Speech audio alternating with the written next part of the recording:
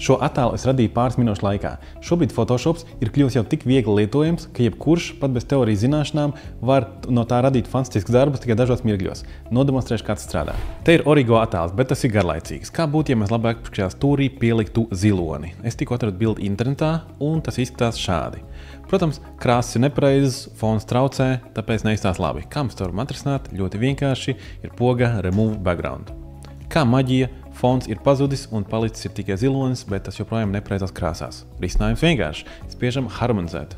Harmonizācija pabeigta. Tātad toņi ir pielāgoti tam, kas ir šajā fonā. Uzspiežam nākamo variāciju, paskatīsimies lielāku bildi, kur jums izsās labāk šī vai šī. Man šī konkrētā patīk vislabāk un to arī atstāšu. Ko vēl varam pielikt? Pieliksim mašīnu otrā pusē. Kā redzam, atkal ir fons, kas traucē un krāsas arī nav īsti saskanīgas. Atkārtojam to pašu, Remove Background, un fona vairāk nav.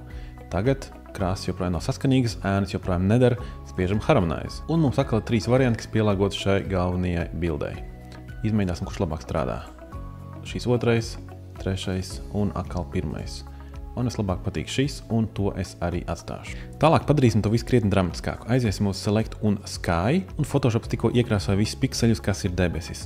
Es tos izdzēšu. Tālāk vietā ielikšu debesis, ko atradu internetā, krietni dramatiskāks, un nopozicionēšu tā, lai būtu redzams tāds kā saulrietis un pat tādi kā kalni aizmugurē.